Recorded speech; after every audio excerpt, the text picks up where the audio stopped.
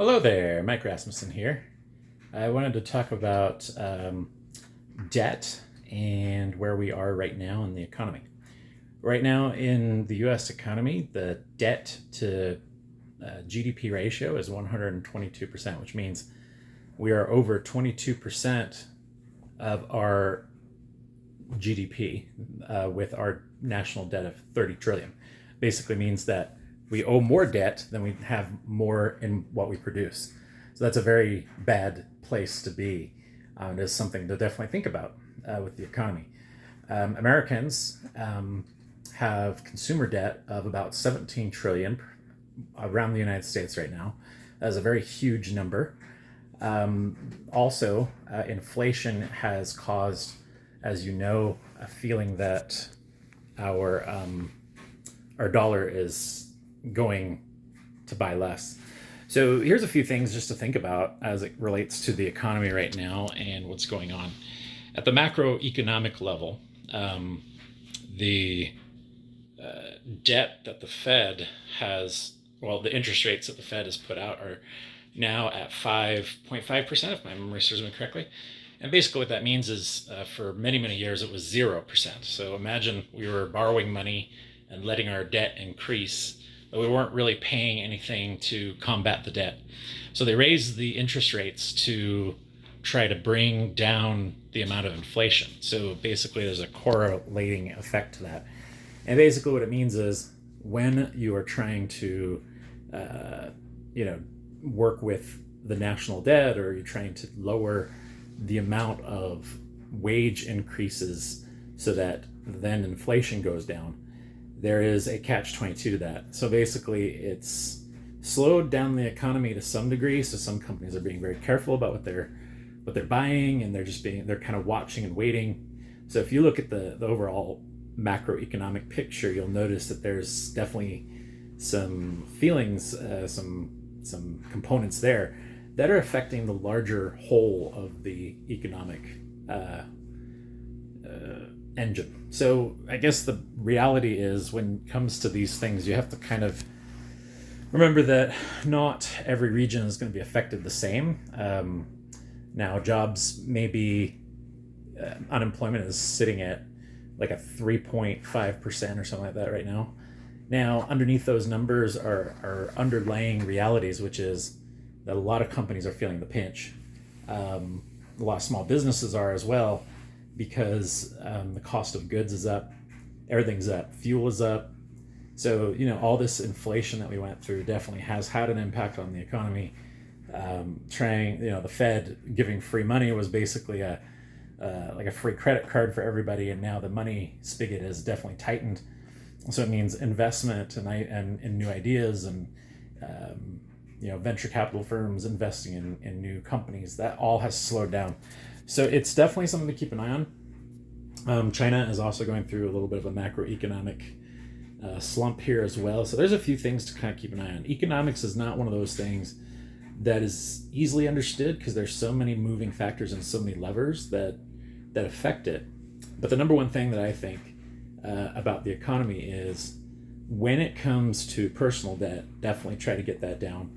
It's one of those things that can affect your livelihood and the way you look at things and the way you work. It can also affect the ability that you have to invest in yourself and the options that you have to, make money and do things. So just keep in mind, right now with the economy and everything else going on in this world, I definitely recommend trying to get your debt under control, as much as possible. Pay that down. Each month, pay yourself, make sure you're putting money into savings.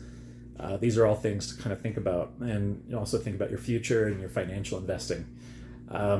Definitely, you want to have a percentage, and you want to have, this is by no means financial advice, but I definitely, looking at the macroeconomic issues of the economy and everything else going on, just looking at a couple of articles. I'll put some articles in the links so you can look at them.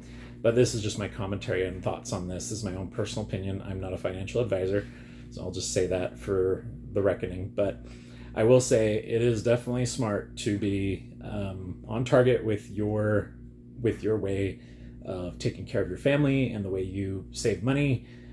Always be ahead of that in every way, shape, and form. So the economic circumstances we're facing are definitely unique. We went from a situation a few years ago where everything was shut down and the economy took a big hit, and then it has since recovered pretty good, but there are definitely some headwinds, as they call them. I'll also include an article from Fidelity in the comments as well, or sorry, in the links in the description. But there's a lot of things to really think about.